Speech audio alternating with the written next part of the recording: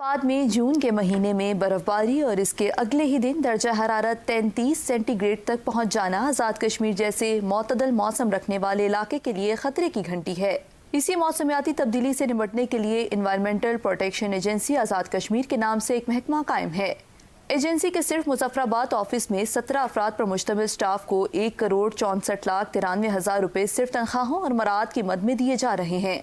Office में DG, director, deputy director समेत 3 assistant director मौजूद हैं।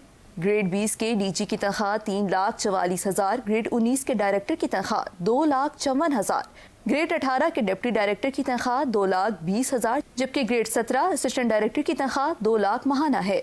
इसके अलावा दीगर स्टाफ में stenographers, section clerk, junior clerk, drivers, नायब कासद की भी तनख्वाहें और मराद मिलाकर 1,64,93,000 रुपए सालाना अदा किए जाते हैं, लेकिन इसके बदले में ताहाल कोई काम नहीं किया जा सका। मुजफ्फराबाद समेत आज़ाद कश्मीर भर में आलूदगी, प्लास्टिक का बेतहाशा इस्तेमाल, पानी की आलूदगी, वाटर टेबल डाउन हो जाना, ड्राई पीरियड का बढ़ जाना और मौसम के सर्कल तब्दील हो जाने जैसे मसाइल दिन ब दिन खतरनाक हद तक बढ़ रहे हैं। लेकिन ये एजेंसी अभी तक माहौल के हवाले से कोई खातिर खा काम सर अंजाम दे सकी और ना ही मुस्तकबिल के लिए कोई मनसूबा बंदी की है। माहौल के आलमी दिन पर 2 मील ब्रिज पर सिर्फ एक दिन के लिए पैनाफ्लेक्स लगाकर माहौल से आगाही